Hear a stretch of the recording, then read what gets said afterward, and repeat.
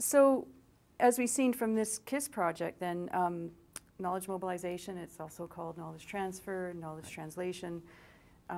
Even now there's a newer term I just learned the other day, knowledge utilization.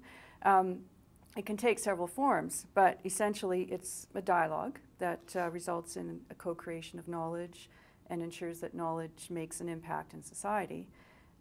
So in light of that, how would you describe the role that knowledge mobilization plays in your organization? Right. And how important is it for SaskAg to connect to research and engage with academics and experts in the field? Okay. Within this network that we maintain in our particular subject matter areas, and I'll lead into the example of how KISS worked here.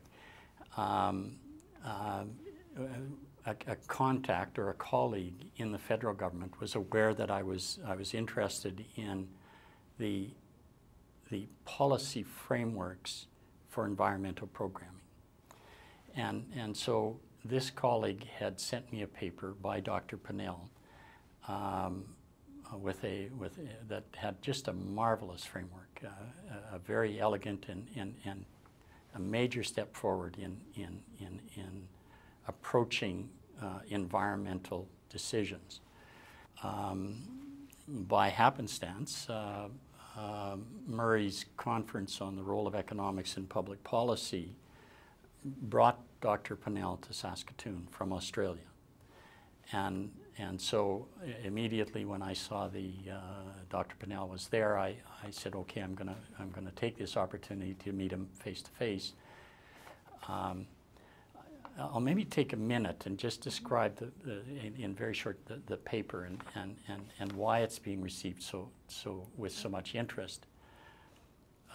What Dr. Pinnell has done is he's built a framework where on any given environmental project, one first evaluates the public benefit that comes from the particular project. He then calculates the private benefit that incurs to the landowner that the particular project occurs on. And he takes the ratio between the public and the private benefit and uses that ratio to determine what environmental program or what environmental approach is most appropriate for that particular balance of public and private benefit. I understand the reluctance or the difficulty in making change in central departments like mine. So we focused more on the third-party agencies, organizations like the Saskatchewan Watershed Authority that are a Crown agency but are not a line department. Those kind of agencies have much more flexibility than does a line department. So we focused on the various environmental programming people within the province that had more flexibility. So it gets down to the fact that we've had a major advance, a very elegant step forward in terms of the public policy direction, but only through having the KISS funding that brought the speaker over almost immediately as required was that able to occur. And so now we're faced with, or we're working with the situation of a significant amount of interest in this model, and particularly from the agencies, the arm's length agencies. And so now we have to work through the process of how do you transfer the model from Australia to Western Canada. Right. So Murray, Jim's mentioned, I know at least one organization I'm a bit familiar with, the Watershed Authority. Right. And you've had a number of organizations like that as part of your Yes, KISS, that's I right. understand. So Yep. you've got those connections too. That's right. But as Jim's described it, from your perspective, how important are these partnerships to your research and connecting connecting your research to the end users. So in other words, ensuring that this knowledge has an impact ultimately in society. Absolutely critical. And again, just to sort of using this as an example, as we've got involved in this, Jim and I then started to think, well, this particular framework is being applied to environmental policies. Can it be applied to more general policies? I'm in a public policy school, and so I'm all of a sudden thinking, well, could a similar framework be applied in, say, the area of social services or health or some other areas? So this is now sort of sparked for me some new research ideas.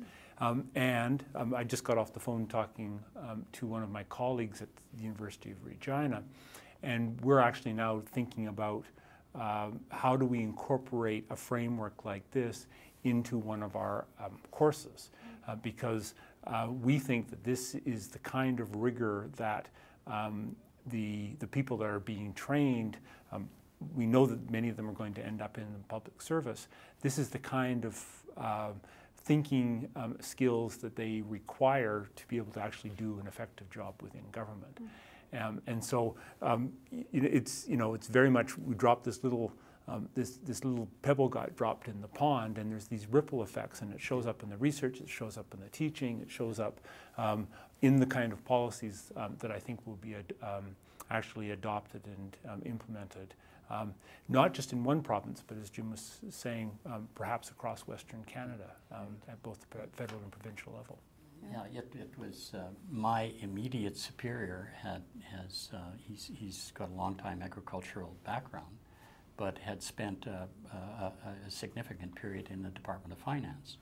And so when I was explaining what we were doing with the project, he immediately saw these were the kind of decisions that the Department of Finance, the analysts in the Department of Finance and the government as a whole are facing exactly these same questions of what's the public and what's the private benefit and what's a rational approach to make these judgments.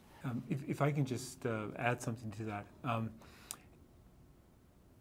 Part of the approach on my KISS project, I guess part of the premise of the KISS project was that ideas matter. The way that we think about a problem actually affects the kind of solutions that we would take a look at and that we would consider and that we would ultimately accept. And what's fascinating about this little example that we've been talking about this morning is that it proves, it shows, it illustrates very, very clearly that in fact ideas do matter. And I think as Jim has been laying out, this is actually what you're getting from the academic world is here is a new approach. Here is a new way of thinking about this particular problem. And it's of interest to the policy community. And in turn, that's generating new ideas that the policy researchers are going to be working on. To me, this is really one of the successes of our particular KISS project, because it sort of illustrates in spades what that initial premise was. Yeah, absolutely.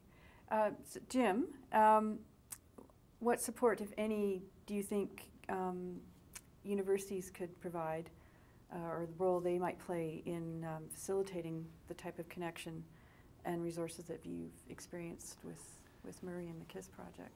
Well, an essential role, and as I indicated, the fact that Murray had the funding available to make something happen, and the ability to move this transfer of knowledge along quickly could not have occurred.